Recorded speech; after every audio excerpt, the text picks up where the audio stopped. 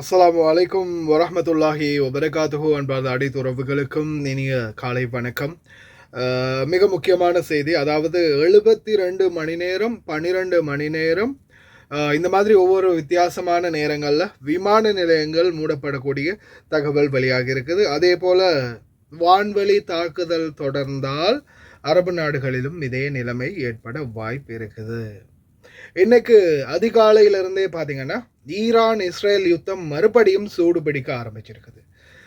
ஈரான்ல இருந்து இஸ்ரேல் மீது தாக்குதல் நடத்திருக்காங்க. அதே போல் இஸ்ரேல் வந்து பார்த்தீங்கன்னா கிட்டத்தட்ட 12 போர் விமானங்களை தெஹ்ரானை நோக்கி அனுப்பியிருக்காங்க. அதாவது தெஹ்ரானுடைய சில பகுதிகளில், முக்கியமான பகுதிகள், அதே போல் இஸ்பஹான் மற்றும் இன்னும் சில பகுதிகளில் தாக்குதல் நடத்தப்பட்டிருக்கிறது தெரிய வந்திருக்குது. அதே மாதிரி இஸ்ரேல் பகுதிகளில் பார்த்திங்கன்னா சில இடங்களில் மிசைல் தாக்குதல் நடந்ததாக தெரிவிச்சிருக்கிறாங்க. ஆனால் நிறைய மிசைல்களை வந்து அவங்க வானிலையை வச்சு வெடிக்க செய்ததாகவும் தெரிவிச்சிருக்கிறாங்க.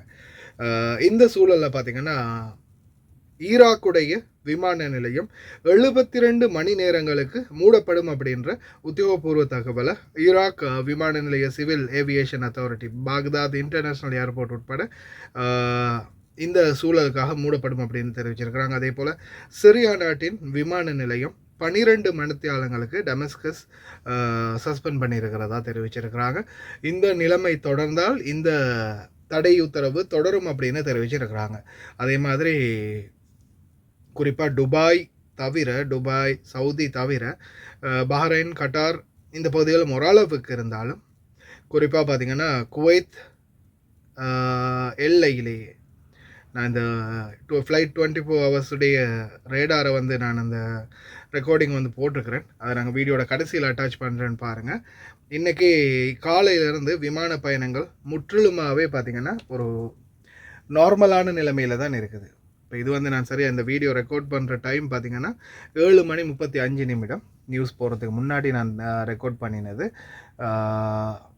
பார்த்திங்கனாலே தெரியும், குவைத்தில் வந்து ஜசீரா ஏர்வேஸ் ஒன்று பறந்துக்கிட்டு இருந்துச்சு. அதை தவிர்த்து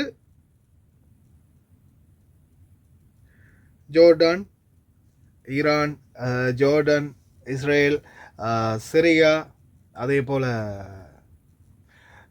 ஈராக் இந்த நாடுகளுடைய விமான எல்லையை பார்த்திங்கன்னா அப்படியே மொத்தமாகவே எம்டியாகவே இருக்குது. விமானங்களுடைய உங்களுக்கு அந்த ஏர் டிராஃபிக்கை காட்டணும்னா இந்த காட்டுறோம் பாருங்கள். விமானங்களை பார்த்தீங்களா, ஏர் டிராஃபிக் எப்படி குமிஞ்சு போயிருக்குன்னு பாருங்கள். இதெல்லாமே வந்து விமானங்களுடைய பட்டியல்கள், பறந்துக்கிட்டு இருக்கிற விமானம் எல்லாமே. ஆனால் அதே நீங்கள் பாருங்கள், இந்த ஏரியாவை பாருங்கள். இப்போ இந்த நீல கலர் டொட் இருக்கிறது தான் நான் இருக்கிற குவைத். ஆனால் இப்போதைக்கு அந்த ஏரியா ஃபுல்லாகவே எம்டியாகவே தான் காணப்படுது. இந்த ஏரியா மொத்தம் பார்த்திங்கன்னா ஒரு ஃப்ளைட், இந்த வான்வெளியில் ஒரு ஃப்ளைட்டு கூட இல்லை. அதை ஃபுல்லாகவே அவாய்ட் பண்ணித்தான் விமான பயணங்கள் இருக்குது. குறிப்பாக சிரியா, ஈராக், அடுத்தது ஈரான், ஃபுல்லாகவே விமான பயணங்கள் மொத்தமாகவே இல்லாமல் தான் இருக்குது. இதுதான் தற்போதைய நிலைமையாக இருக்குது. பார்க்கலாம் எதிர்வரும் நேரங்களில் என்ன மாதிரியான சூழல் உருவாக போகுதுன்னு. அதே மாதிரி நான் உங்களுக்கு ஆரம்பத்திலே தெரிவிச்சிருக்கிறேன், இந்த யுத்தம், இந்த அரபு நாடுகளோட யுத்தம், இந்த நாட்டுக்குள்ளே ஒரு மிசைல் கூட வரலை. அந்த காலத்திலே உங்களுக்கு நம்ம தெரிவித்தது என்னென்னா, இவங்க இங்கேருந்து தாக்குதல் நடத்தும் போது ஒவ்வொரு இலக்கை வந்து டார்கெட் பண்ணுவாங்க. சில நேரங்களில் புஷேகர், பெனதர் அப்பாஸ் இந்த மாதிரி பகுதிகளில் வந்து இஸ்ரேலுக்கு அவங்க மிசைல்களை ஏவினாலும் அது இந்த வான்பரப்பு வழியாக தான் பறக்க போகுது. அப்படி பறக்கும்போது விமான பயணங்கள் அரபு நாடுகள்லையும் தடைப்பட வாய்ப்பு இருக்குது. பார்க்கலாம் பொறுத்திருந்து என்ன மாதிரி நிலைமை வரப்போகுதுன்னு. முடிந்த வரைக்கும் பிரார்த்தனை பண்ணுங்கள், யுத்தம் விரைவில் முடிவடையட்டும் அப்படின்னு. இந்த ரேடாருக்குரிய வீடியோவை நான் வந்து கடைசியில் அட்டாச் பண்ணுறேன்னு பாருங்கள்.